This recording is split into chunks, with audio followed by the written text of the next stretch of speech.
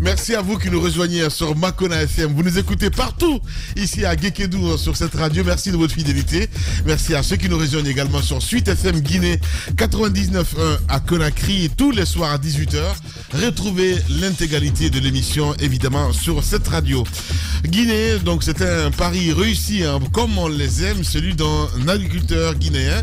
Il a réussi donc à développer une agriculture à grande échelle dans une ville à vocation minière, 2000 hectares de terre pour cultiver du riz et faire vivre donc le villageois. C'est Bobby Denquin, notre portrait du jour. Madame des Méchants s'ouvre un peu plus tard dans cette émission Les GG. Voilà, on va entamer maintenant notre partie enquête, mon cher Jacques-Léois Leno. On parle de la gestion de BESC. C'est bien cela, mon cher Jacques. C'est Mohamed Mara qui démarre, évidemment. Voilà, les autorités. Allez-y, pour planter le décor. Qu'est-ce que c'est, mon cher Mara? Parce qu'on parle des dessous donc du retrait du marché à Catalyst. Oui. Alors le BESC, c'est si tu veux l'anacronyme, c'est le bordereau électronique de suivi des cargaisons. D'accord. Alors c'est un moyen dont disposent les États. Ça c'est tous les États du monde de suivre, si vous voulez, pour faire très simple, les cargaisons, les bateaux. D'accord, on parle là de marchandises. Ouais, un peu comme Chronopost. Complètement, ce sont des fiches, pour être clair, ce sont des fiches sur lesquelles sont rassemblés un certain nombre d'éléments. À la fois physiques, mais aussi en termes de valeur, de ce que les navires importent ou exportent d'un pays. Donc c'est hyper important ces fiches, parce qu'à la fin, leur compilation permet de connaître les volumes à la fois à l'export et à l'importation dans un pays. C'est un mécanisme qui n'est pas qu'africain. C'est un mécanisme qui est né depuis 1958, parce que c'est à cette époque-là, justement, que pour la première fois en Europe, les gens se sont mis ensemble, ils ont dit, il faut créer donc l'office des chargeurs. Ça a commencé là. Et puis nous, ça a été, la CNUSED s'en est mêlée en 64, recommandant donc cela pratiquement à tous les pays, y compris maintenant les nouveaux pays africains. Et beaucoup plus tard, en 75, les pays africains se sont saisis vraisemblablement du mécanisme à travers ce qu'on appelait à l'époque le Conseil des ministres des États d'Afrique de l'Ouest et du Centre, donc qui ont décidé depuis 75 d'aller vers le mécanisme, donc la création des offices des chargeurs. Mais il y a eu pas mal d'ailleurs à travers un accord qu'on appelait la charte d'Abidjan, donc qui fixe les grandes lignes de ces offices des chargeurs. Mais avec le temps, le mécanisme a évolué. Ce qui est curieux, c'est que chez nous, ce n'est qu'en 2010 que l'office guinéen donc, des chargeurs a été créé, donc à travers un décret donc, du président de la République, et puis qui s'est mué récemment, qui s'est vu un peu remanié récemment, et c'est devenu finalement le Conseil guinéen, le Conseil national des chargeurs, donc de Guinée récemment. Alors, donc il a plusieurs missions, il y en a 11. Mais celui qui nous intéresse le plus aujourd'hui, c'est la gestion donc de ce bordereau, de ce bordereau électronique donc de suivi des cargaisons, parce qu'il est extrêmement important pour nous. Alors, oui. Allez-y, Mohamed. Ah, d'accord. Donc, je disais qu'il est le plus important donc pour nous aujourd'hui. Mais pour aller vers un autre sujet, parce qu'on parle de Catalyst ce matin, qu'est-ce qui s'est passé depuis donc 2010? L'État, plusieurs fois, a quand même tenté de recruter des entités, donc des opérateurs, de s'appuyer sur des opérateurs pour la gestion, l'émission et la gestion de ces bordereaux. Alors, ces bordereaux, plusieurs entreprises se sont succédées. Par exemple, quand vous prenez 2010 à 2011, vous aviez en Guinée déjà à l'époque ce qu'on appelle Antazer, qui a rapporté à l'État guinéen beaucoup d'argent. Vous savez combien? Non. 0 €. C'est beaucoup d'argent. C'est beaucoup d'argent. Il est terrible, ce garçon. Justement, à partir de 2000, vous allez comprendre pourquoi c'est important de rappeler ces montants. Je veux faire court. Oui. Je veux être incisif, parce que trop de littérature va vous amener dans trop de sens. Mais 0 € 2010-2011. 2012, 0 €. Cette fois-ci, c'était une entreprise ATP. MS. Vous vous rappelez de cette société? Oui, et forcément. Avec qui? Les grandes gueules. Bien. un Béninois, je dirais un Guinéen, parce qu'il a épousé quand même une sœur à nous, qui était là à l'époque, qui a fait la pluie et le beau temps. Mais en 2012, lui aussi 0. Mais 2013, 1,9 million d'euros. 2014, 5,8 millions d'euros. 2015, chute à 4,1 millions d'euros.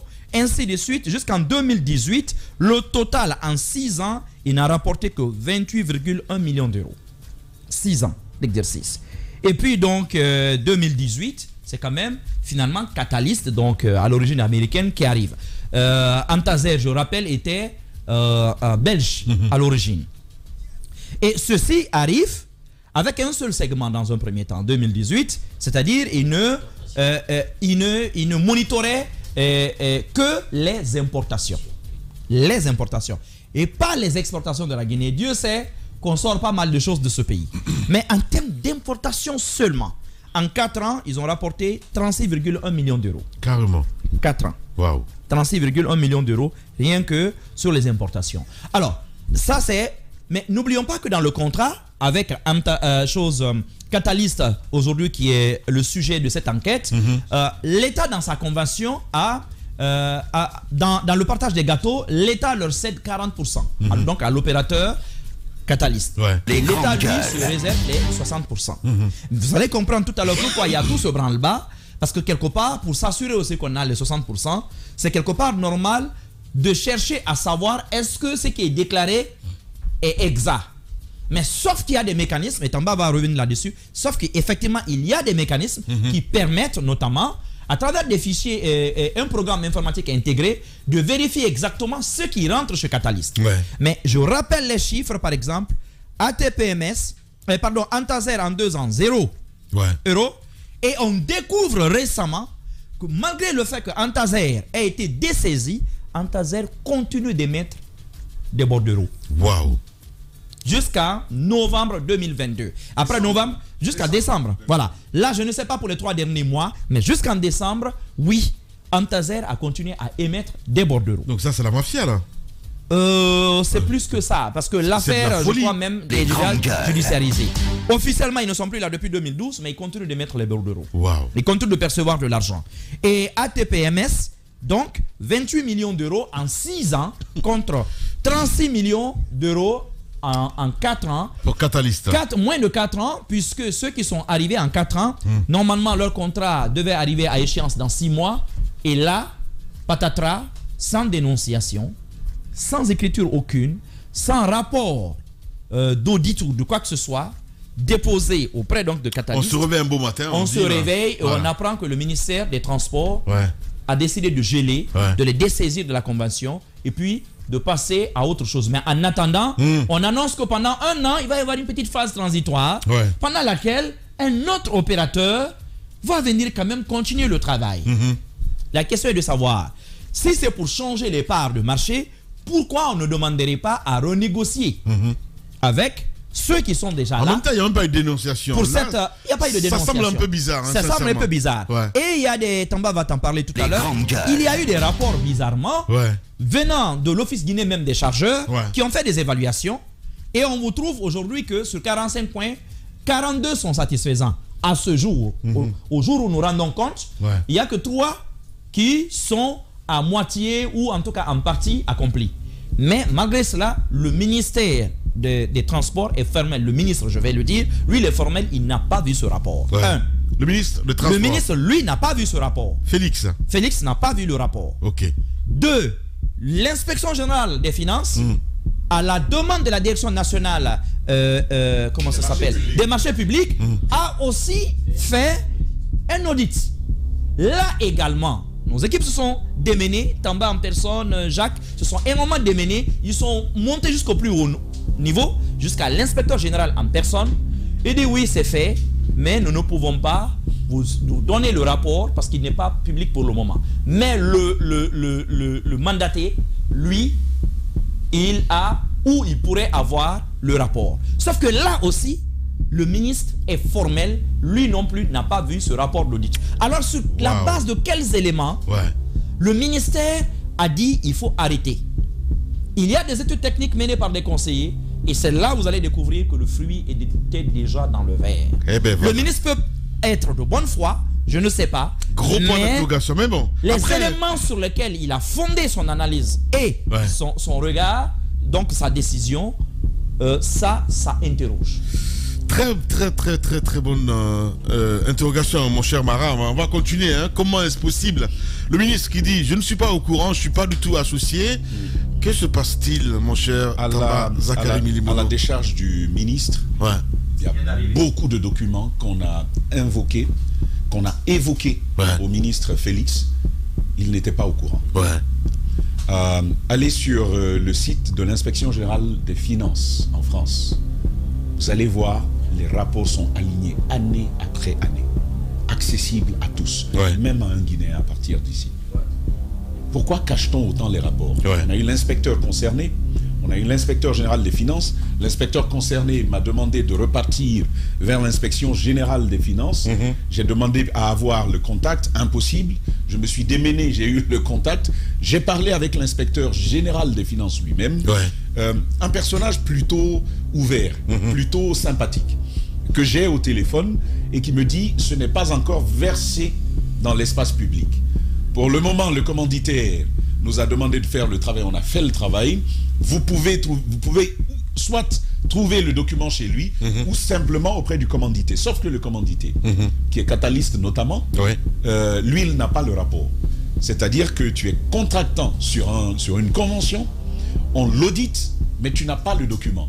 Document sur la foi duquel on décide de te retirer un marché. Il y a beaucoup de dessous. Malheureusement, l'enquête nous permet d'affirmer qu'il y a pas mal de choses que le ministre Félix Lama ne connaissait pas. On va le voir tout à l'heure. Alors, Lamine, pour comprendre cette histoire... C'est rocambolesque, je comprends. Pour comprendre cette histoire, Mara a planté le décor. Il est là pour faire de la figuration.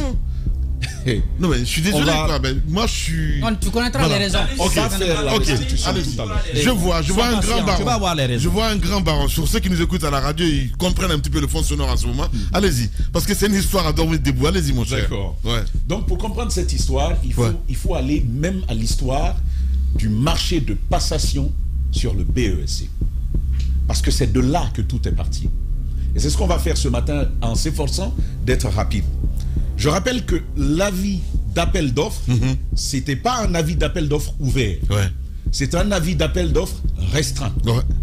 En date du 31 mars 2017, le ministre finalement des Transports s'est adressé à un nombre de sociétés. 10 sociétés au total, et je vais les citer. La première société, c'est Catalyst Business Solutions, qui est de droit, je ne sais plus, mais il est immatriculé à Dubaï, représenté par Paul Gabriel Sauvage, qui a obtenu le marché. Mais on reviendra là-dessus. Ensuite, il y a SMRR Holdings, il y a Phoenix, TFS, et il faut également retenir le nom du représentant de Phoenix, parce qu'il aura joué un rôle dans cette démarche-là. C'est bien Patrick Emerio. Si vous vous souvenez, ici même dans ce studio, j'étais revenu un moment sur ce marché-là et j'invoquais qu'il y avait un Français avec des entrées à Serra-Touréa. Patrick Emerio. Oui. Et qui réussit, grâce à ses entrées, par appel téléphonique de l'autorité. Le document que nous lisons, vous allez le voir tout à l'heure, mentionne un appel téléphonique de l'autorité qui ordonne comment on appelle ça, à la Direction nationale des marchés publics de surseoir, donc d'arrêter une procédure qui avait été lancée, la procédure autour du marché de gestion du BESC. Alors, Patrick Emerio, il faut bien retenir ce nom. Ensuite, il y a TC et T de Léo Grossman. Léo Grossman, Jacques Léo Aleno va revenir là-dessus. Mais il faisait partie justement de ceux-là qui ont soumissionné. Puis il y avait ATPMS que nous connaissons, avec Oumi, notre compatriote et ami Oumi Diallo, qui avait son époux Jean Kodo, qui avait donc le marché Oumou Diallo. Oumou Diallo, voilà, donc de Jean Kodo qui gérait le marché de l'ICTN. L'ICTN avec la marine marchande, faut-il le préciser encore une fois. La fameuse marine marchande. La marine marchande. Et puis avec Guinea Global Solutions, il y avait Antaser Afrique, il y avait MCDC Group Inc. Vous allez le voir tout à l'heure, il y avait Gentina Telecom et puis il y avait Link International Holding. Et voici 10 sociétés qui ont reçu un courrier qui leur a été directement adressé par le ministre pour faire valoir leur candidature si cela les intéressait, et ils avaient un délai pour ça. L'avis d'appel d'offres restreint est donc clos à la date du 18 avril 2017, précisément à 10 h. La mine sans prorogation. Conformément à l'appel d'offres qui a été lancé, l'équipe d'évaluation, l'équipe de la Direction nationale des marchés publics a ouvert les plis à 11 h, donc de la même date, je parle du 18 avril 2017, le même jour, et cela dans les locaux de la Direction nationale des marchés publics. La mine, lorsqu'on ouvre les plis, on découvre en fait qu'il n'y en a que 4. Parce que l'avis, la lettre est adressée à 10 sociétés, et ce sont 4 qui vont soumissionner. Ce sont 4 qui vont répondre. Les 4, c'est Catalyst. Les 4, c'est TC&T de Léo Grossman. C'est ATPMS, représenté par Oumou Diallo. Et MCDC Group Inc. Voici les 4 qui vont donc soumissionner. Donc, la soumission est faite, les plis sont ouverts. Reprends le nom du deuxième. Le deuxième, c'est TC&T. Et qui est Léo Grossman, je le disais. Lamine, retiens bien. Jacques Léo Aleno va donc revenir très très vite.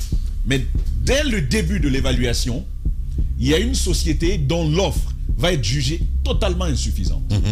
C'est la 4e. MCDC Group Inc. va donc être retirée de la course dès le début des évaluations. Léo? Non, pas Léo Grossman. Je parle bien de MCDC Group Inc. Donc, ils vont être retirés de la course pour insuffisance, notamment de pièces, et également pour des aspects liés à la qualité de l'offre technique et financière. Ils vont être retirés de la procédure. Lamine, je précise que les offres, la validité de l'offre en l'espèce, était de 120 jours. Il faut bien noter cela parce que plus loin, vous allez voir le lien avec la suite de la présentation que nous faisons. Mais Lamine, la procédure est suspendue le lendemain même. Et pour quelle raison? Le 18 avril, tout est clos. On ouvre les plis. Le 19, la procédure est suspendue. Non pas par un courrier, mais par un appel téléphonique. De l'autorité. Et bien voilà. C'est ce que le courrier que nous avons. C'est ce que le courrier que nous avons nous dit. Mon Dieu. Mais vous savez, à l'époque, je précisais, et vous vous souvenez, le ministre, comment il s'appelle, le ministre des Transports à l'époque, c'était Oyegi Lavogui. Il avait refusé, il s'était opposé, parce qu'il avait déjà reçu une requête d'une société, en l'occurrence Phoenix, de Patrick Emerio, lui demandant de refaire le dossier d'appel d'offres. Parce que d'après Patrick Emerio, il y aurait à l'intérieur une disposition discriminante pour lui. En d'autres termes, vous venez dans notre pays, vous voulez concourir pour un marché, mais vous dites au ministre des Transports, donc au ministre du service concerné, votre appel d'offres là ne me convient pas. Il y a une disposition à l'intérieur, il faut la modifier. Oyegi Lavogui ne va pas obtempérer. Et donc, c'est le lendemain qu'il va recevoir un fil. Et devinez d'où. Et on lui dit, arrête cette procédure. C'est comme ça que la procédure est suspendue le lendemain même. La raison, c'est que Phoenix, représenté par Patrick Emerio, dit qu'il y a une disposition discriminante. Et la disposition, c'est simple. Il y a à l'intérieur une mention. Alors, le dossier d'appel d'offres dit que vous ne pouvez soumissionner que lorsque vous n'avez pas de lien capitalistique avec une autre société dont les intérêts peuvent porter un certain conflit aux intérêts de la Guinée, notamment dans le cadre de ce marché-là. Ils disent, ça c'est discriminant, c'est contre nous. Et donc la présidence dit, vous arrêtez. C'est arrêté. Je précise que ça arrive le 19 avril 2017. Lamine, le ministère de l'économie et des finances va donc finalement ordonner la reprise du processus le 11 juin 2018. Ça s'arrête en avril 2017, ça reprend en juin 2018. C'est-à-dire 17 mois plus tard. 17 mois plus tard, la procédure a été arrêtée. Donc tout va repartir après le 3 juillet. Le 3 juillet 2018, de la même année. 2018 finalement, tout va repartir, la procédure va être relancée. Donc c'est-à-dire 2 semaines plus tard, après que le ministre de l'économie et des finances a dit reprenez la procédure, 2 semaines plus tard environ, la procédure va repartir. Et puis les délais, la conséquence directe de ça, je vous disais que l'offre technique et la caution qui allait avec avait une validité de 120 jours. Mais vous faites 17 mois avant de reprendre. Ça veut dire que les offres ont expiré, mais également la caution versée par chacune de ces sociétés également a expiré. Mais l'autorité consent à repartir tout de même. Le ministère de l'économie et des finances ne pipe pas mot. C'est lui qui ordonne de repartir. Il faut bien noter cet aspect parce que vous allez le voir plus loin. Le ministre de l'économie et des finances, on en parlera, n'a pas signé cette convention-là. Il ne va pas l'approuver. Il ne va pas approuver cette convention. Pourtant, c'est lui qui ordonne, à partir de ce moment-là, de reprendre la procédure, malgré le fait que les délais étaient déjà dépassés. Maintenant, on en vient avec ceci. Je mentionne quand même qu'aucune des sociétés soumissionnaires n'a levé le petit doigt pour dire le délai qui était légal est expiré. Nos offres couraient sur 120 jours. Et les cautions allaient sur le même délai. Mais avec l'expiration du délai, aucune des sociétés soumissionnaires n'a dit à l'État on n'est pas d'accord, il faut reprendre la procédure. C'est important de le savoir là. Et encore une fois, c'est une décision souveraine de l'État guinéen de poursuivre dans ces conditions. Ainsi, au bout du fil, la Direction nationale des marchés publics reprend la procédure. Je dis bien la Direction nationale des marchés publics reprend la procédure dans ces conditions. Dans ces conditions, encore une fois, jusqu'au bout, Catalyst va remporter le marché.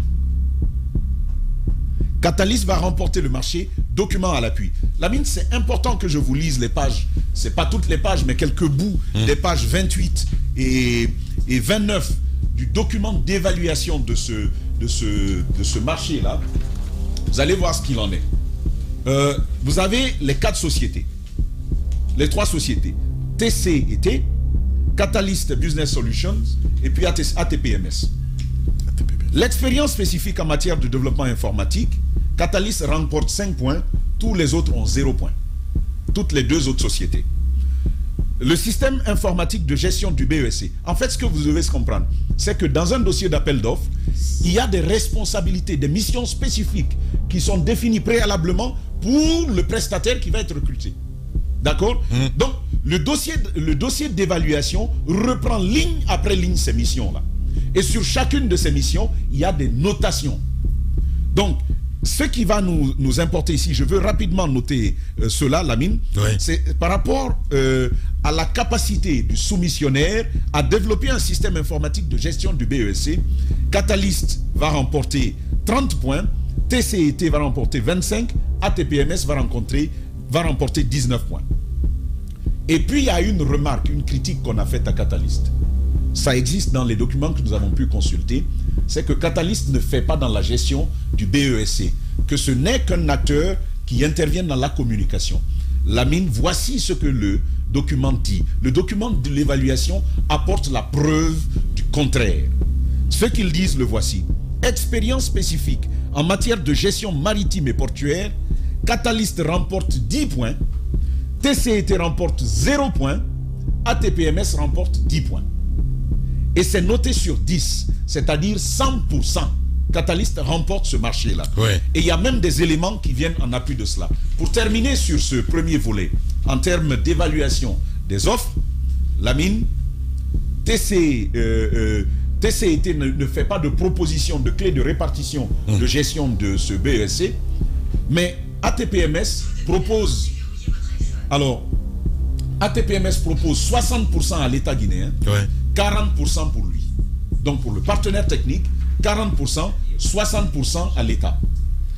Catalyst propose 60% pour l'État et 40% pour lui. En fait, c'est ce qui se passait avant 2018. ATPMS recueillait les 40% et les 60% allaient à l'État guinéen. Ça n'a pas changé, cette formule reste la même. Ce n'est pas pour rien que j'en parle parce que plus tard, on va dire à Catalyst, toi tu gagnes trop d'argent. Sauf que sur combien d'années? De 2013 jusqu'en 2017, ATPMS fonctionnait sur cette clé-là. On ne le lui a jamais reproché. Et cette fois, on nous dit, on nous cherche un argument, on dit Catalyst gagne trop. Or, c'est ce que l'État a consenti pour d'autres opérateurs. Ouais. Vous allez voir plus loin avec les présentations de Jacques ce qui va se faire par la suite. Lamine, il y a un avis de non-objection.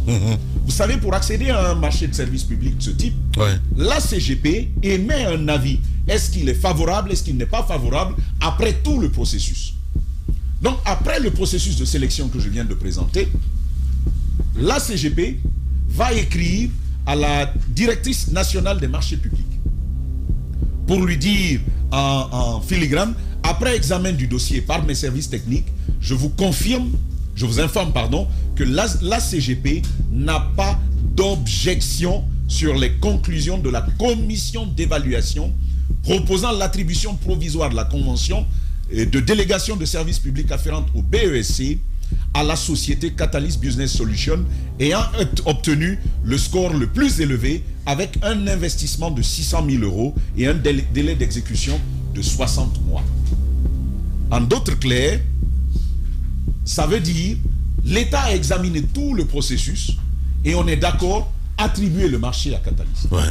Ça, c'est pas Catalyst, ça, c'est pas ATPMS, là, ça, c'est pas TCIT, c'est l'État guinéen lui-même. Ouais.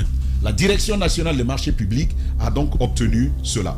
C'est la première phase du problème que nous avons. Bien. Lamine, on va revenir. On y revient. On revient évidemment pour la deuxième phase, mesdames et messieurs. Vous êtes embarqués avec nous ce matin. Vous allez comprendre. On revient à 11h. Oui, la prolongation, évidemment, la suite de cette enquête avec vous, mon cher Tamba, Zachary, Minimono. On va continuer, évidemment, mon cher ami. Tu étais carrément à ce niveau. En ce qui concerne l'avis non-objection, hein, c'est bien cela? Oui. Voilà. L'avis de non-objection qui a été délivré par la direction nationale, plutôt qui a été délivré par la CGP, adressé à la directrice nationale, donc la directrice de la direction nationale des marchés publics. Voilà, donc ça lui a été adressé. Lamine, je disais que c'était la première partie. La première phase de tous ces imbroglios auxquels nous assistons aujourd'hui. Alors, ce qui va se passer, c'est que le 24 septembre, Lamine, ce dont je parle, c'est en août 2018. En août 2018, il y a un avis de non-objection à l'attribution provisoire. ATPMS, qui est un des compétiteurs, je rappelle qu'au terme de l'évaluation, ATPMS est arrivé troisième. Troisième. Le document d'évaluation des offres en fait foi. C'est plutôt TCIT qui est arrivé deuxième, derrière Catalyst Business Solutions. Donc, ce qui va se passer, c'est que ATPMS va saisir l'ARMP. Okay. À partir de ce moment-là, l'ARMP, c'est l'autorité comme l'ARPT chez nous, des marchés publics. Ouais. D'accord? Et c'est en date du 24 septembre 2018. Ouais. Donc, avant la signature définitive de la convention. Okay. Ils vont donc saisir l'ARMP et ils vont dénoncer des irrégularités dans la procédure et demandent purement et simplement la reprise du processus. Voilà, tout le temps. Ouais. Voilà, donc c'est à l'ARMP que la demande est faite. Je précisais que ce que ATPMS va dénoncer, c'est que les délais ont été dépassés. Et que l'intégrité de leur offre, justement, on ne peut pas dire qu'elle ait été préservée. Les délais ont donc été dépassés, et ça c'est un fait, je l'ai dit plus tôt. Mais c'est en connaissance de cela que le ministère de l'économie et des finances va prendre la décision de continuer quand même. Oui. C'est en connaissance de cela que les différents soumissionnaires, à cette date, parce qu'elles vont recevoir des informations pour leur dire, on reprend le processus. Aucun d'entre eux n'a dit que les délais sont dépassés. Oui. Alors, ATPMS va donc prendre la décision de saisir l'ARMP. À l'ARMP, mon cher Lamine, il y a là-bas une unité qu'on appelle le comité de règlement des différends et des sanctions, CRDS, qui va donc se réunir et qui va prononcer une décision. Et la décision date du 9 novembre 2018. La décision consiste à dire on va annuler la procédure purement et simplement. Vous vous rendez bien compte? Oui. ce comité prend la décision d'annuler la procédure tout simplement et d'ouvrir un nouvel appel d'offres. D'ouvrir donc une nouvelle procédure. Ouais. Quand cela est fait, mon cher Lamine, il y a donc cette décision qui est là. Au cas où, nous l'avons feuilleté, nous l'avons parcouru. Et en gros, ça dit, annulons la procédure. À cause du temps, il y a des irrégularités. On ne peut pas maintenir ça. Extraordinaire. Ce qui va se passer, c'est que la Cour suprême va être saisie. Ok. Carrément. La Cour suprême va être saisie et c'est sa chambre administrative qui va être saisie. Ça va prendre le temps que ça va prendre. Pendant ce temps. Ainsi, mon cher Lamine, le 29 janvier 2019, ça devient intéressant. Le 29 janvier 2019, le ministère de l'économie et des finances, qui n'a pas approuvé la convention de base avec Catalyst, va écrire au Premier ministre Ibrahima Kassori Fofana. Ok. Et il va lui demander de reprendre la procédure telle que ATPMS le souhaite, telle que l'ARMP le souhaite. Mais il y a quelque chose qui m'a tiqué. Il dit reprenons la procédure, mais confions le marché du BESC à ATPMS. ATPMS qui est arrivé 3e dans la procédure. Je vois. Tout était fait pour. Vous voyez un peu la chose, ce qui se passe. Annulons la procédure, reprenons. T'inquiète pas, c'est pas du vaudou, simplement il a épousé une Guinéenne. Voilà, donc annulons tout, mais confions la procédure, confions le marché à ATPMS le temps que la Cour suprême décide. Parce que la chambre administrative de la Cour suprême statuait sur la question.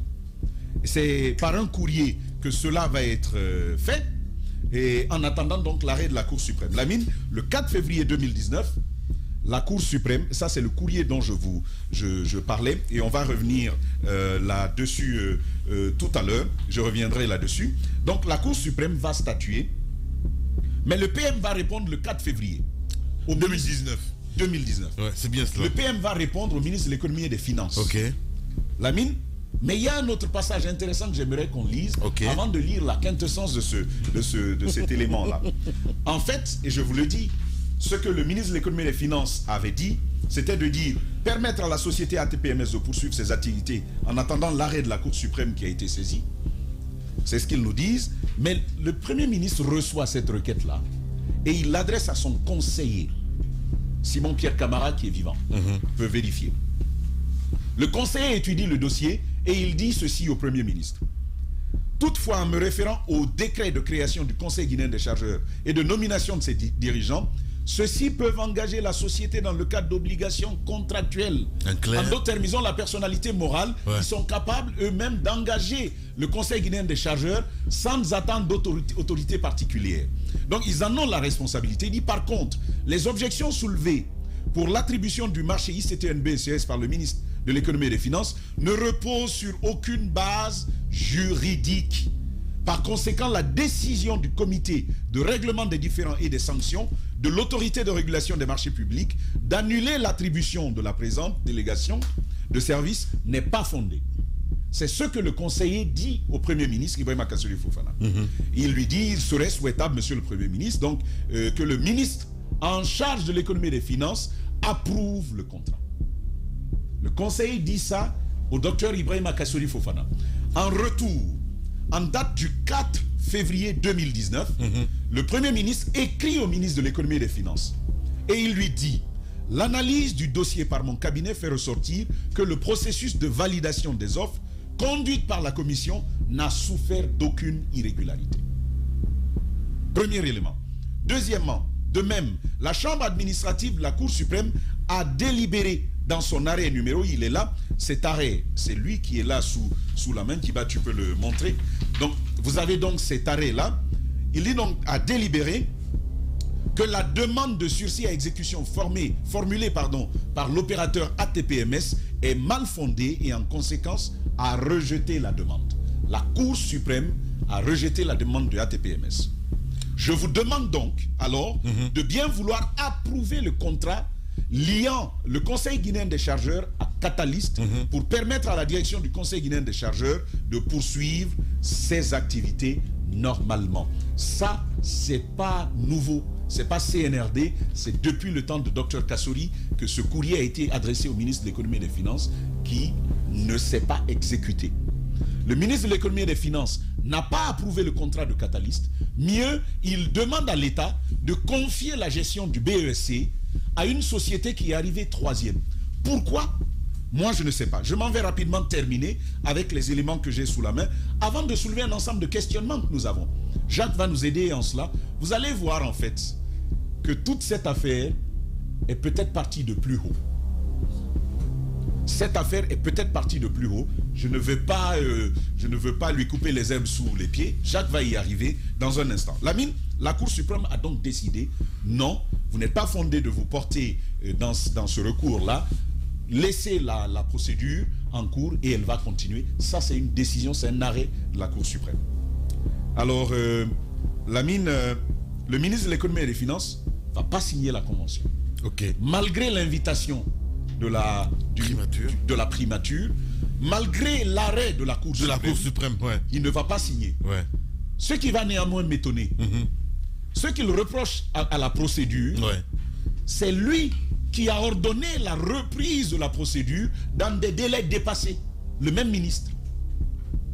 Comment vous comprenez que derrière on revienne dire c'est pas normal, c'est pas normal. Ouais. Maintenant, pour aller plus loin, il ne signe pas, mais Lamine, il fait quelque chose de bizarre. Il ne signe pas la convention, mais il va co-signer un arrêté. Il y a un arrêté conjoint du ministre de l'économie et des finances.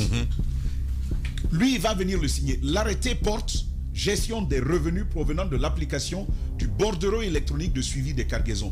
C'est en vertu de cet arrêté, signé par le ministre de l'économie et des finances, j'en donne le nom, le ministre Mamadi Camara, et le ministre des Transports à l'époque, le ministre Aboubakar Silla, ils vont signer cet arrêté, et c'est en vertu de cet arrêté que les 60% de revenus issus de la gestion du BSC reviennent à l'État.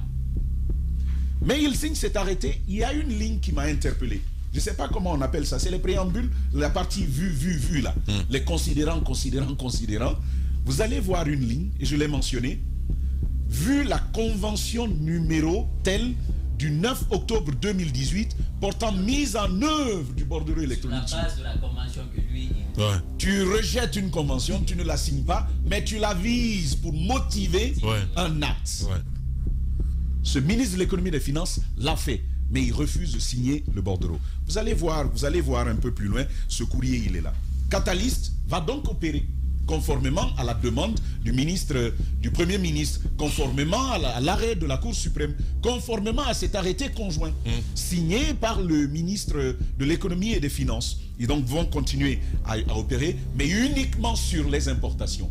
Alors que la convention, l'État guinéen devait s'engager à faciliter à Catalyst d'agir sur les exportations aussi. Donc en importation comme en exportation, ça n'a pas été fait.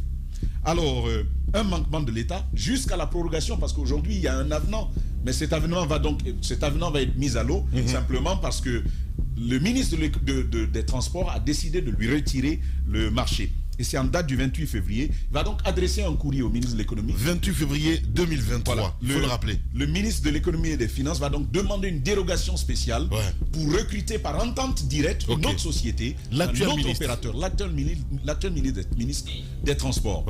Nous l'avons rencontré, le ministre Félix. Et Lamine Djiba, je ne sais pas, tu as le document, une évaluation du Conseil guinéen des chargeurs de l'activité de Catalyst sur 46 points. 46 points d'obligation impliquant Catalyst. Il n'y a que 4 points qui ont été retenus où l'on a dit Catalyst ne l'a pas encore fait. Mieux, le 4e a finalement été exécuté. Celui du renforcement des capacités des cadres guinéens. Ça a été exécuté, nous avons eu ces éléments-là. Que s'est-il passé?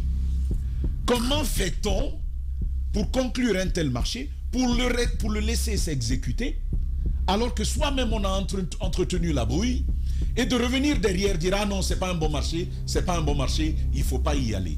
Que se passe-t-il? Lamine, cette évaluation, le ministre des Transports ne l'a pas. Je termine en disant que le contrat est retiré à Catalyst, confié à une autre société qui s'appelle System First Guinea. Je ne vais pas dire le nom, Jacques va dire qui est le responsable. Mais ça se passe de cette façon, sans une seule dénonciation. Et attention, on a posé la question. Il n'y a pas de dénonciation de la part du Conseil guinéen des chargeurs. Il n'y a pas de dénonciation de la part du ministre des Transports, donc du ministère des Transports. Les seules dénonciations qui sont invoquées sont celles que je vous ai présentées tout à l'heure et qui ont été cassées par la Cour suprême. Comment fait-on pour lui retirer le marché? Autant de questions, éléments de réponse et d'éclairage très très précis avec Jacques Léoy maintenant. Évidemment, voilà, mesdames et messieurs, la suite, c'est demain. Merci à vous qui nous écoutez également aussi sur Suite FM Guinée 99.1 ici à Conakry. Tous les soirs à 18h, vous avez accès à cette émission. Dans un instant, notre portrait de la semaine, mesdames et messieurs, à suivre avec Bobo Denkin, évidemment, cet élément que nous allons vous proposer un peu plus tard. Mon cher Roby, réveille-toi, évidemment. On a écouté cette enquête exclusive donc, de Tamba Zakari Milimono. Ça se dire qu'on vient de loin. On a un ministre aujourd'hui aussi impuissant, j'ai envie de dire, je parle de Félix, parce que nous sommes en 2023 évidemment. À la fin, on se dit, t'es ministre, mais tu vaux rien du tout, quoi. C'est un peu ça. Impuissant, je sais pas si je le dirais. Il fait son boulot. Après, ce qui reste clair, c'est que il y a quand même les procédures dont Tamba parle, qui commencent depuis, je dirais pas depuis le temps Mathusalem, mais depuis le ministre Kaba, je crois, si je me souviens très bien. Et il y a aussi fortement l'implication de l'ARMP dans ce dossier. Mais ce qu'il faut souligner, c'est quoi? C'est qu'il y a quand même un certain nombre de griefs qui sont aujourd'hui soulevés contre la société Catalyst. 4, bien évidemment, que Tamba relève. Est-ce que, quand on regarde, quand on soupèse les autres griefs qui sont aussi relevés contre les autres sociétés, est-ce que les nombres, parce qu'il ne faut pas seulement regarder la quantité puis voir la quantité globale de la notation et installer son analyse sur la base, certes, de la minceur des récriminations faites à la société. Ça peut être des récriminations bien évidemment très importantes. Ce que moi je sais de ce dossier, et selon mes informations, Catalyst serait une société qui serait venue en Guinée et, qui ne soit pas installée, qui n'est pas des locaux. C'est ce qu'on m'a dit. Et qui brasse de l'argent en les transportant bien évidemment à l'extérieur. Et que le ministère aurait considéré que 40% de tout ce que de la manne financière qui rentre dans le cadre des bordereaux, 40% était une somme énorme. Sur quelle base ils l'ont évalué? J'en sais rien. Toutes ces questions, demain, évidemment, Jacques Léoy reviendra là-dessus. Mon cher Thomas, laisse-le commenter, s'il te plaît. Une précision. Je ne sais pas si les locaux de Catalyst sont à Dubaï, mais moi j'ai été là-bas. Voilà. C'est ce qu'on m'a dit. Je connais les locaux de mais ce sont ces interrogations, mon cher ami. Voilà, au moins c'est répondu. Allez-y, mon cher Diba. Alors, Lamine, moi, quand même, il y a des observations. Moi, pour l'instant, je ne peux pas dégager la responsabilité du ministre des Transports. Parce que, imaginez-vous, il y a eu 3 audits. Il y a eu un audit qui a été effectué par l'IGE. Il y a eu un autre audit également qui a été effectué par le ministère des Transports lui-même en mars 2022, dont les conclusions étaient fondamentalement les mêmes. Le contrat devait aller jusqu'à son terme. Un autre audit du Conseil guinéen des chargeurs en septembre 2022. Confirmant le contrat, Catalyst était performant après avoir étudié en profondeur et analysé toutes les obligations de Catalyst stipulées dans le contrat et tous les critères. Donc vous avez 3 audits qui ont été réalisés et qui ont abouti à la même conclusion. Je pense que lorsqu'on arrive à la tête d'un département, on doit quand même être... c'est une affaire d'intérêt. En fait. On doit savoir que ces audits-là existent.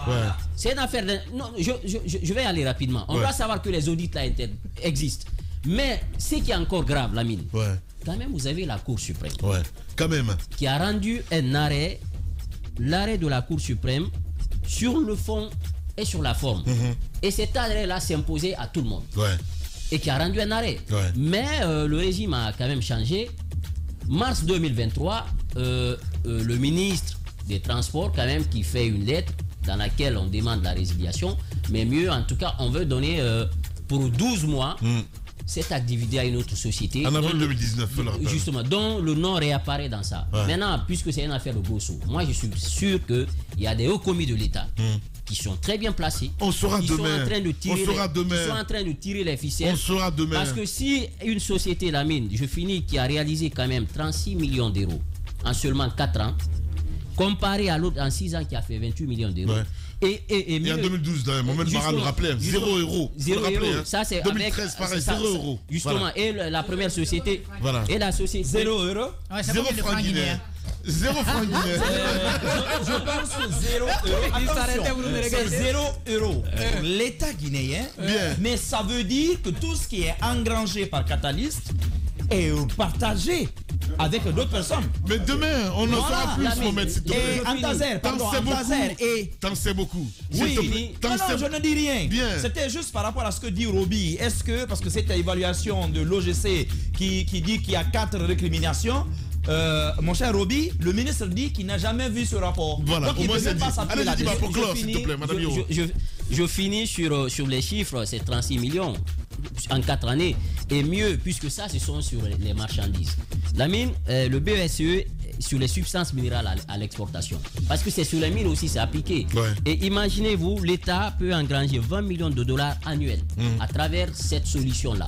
Sans compter qu'aujourd'hui, même la douane, ils ont créé une interconnexion avec les solutions de la douane qui, à travers cette application qui a été mise en place par Catalyst, qui ont une vision, un droit de regard sur les opérations. Exactement. Je pense que les chiffres 20 millions de dollars, 36 millions d'euros, c'est beaucoup d'argent. On reviendra longuement là-dessus. On veut tout simplement mettre même bas sur ça parce qu'on n'a pas l'intérêt avec Catalyst. La suite de l'enquête avec Jacques Libaline. Allez-y, Madame Hiro, vous avez écouté cette enquête. Oui, Lamine, vous avez posé la bonne question. Le ministre a-t-il plein pouvoir dans son département ou bien peut-être est-il au bain de toute la situation? Moi, je pose une série de questions. Qui sont ces gros bonnets peut-être qui pourraient être derrière, qui auraient des intérêts par le fait de résilier le premier contrat et de le donner à une autre structure qui les arrangerait peut-être?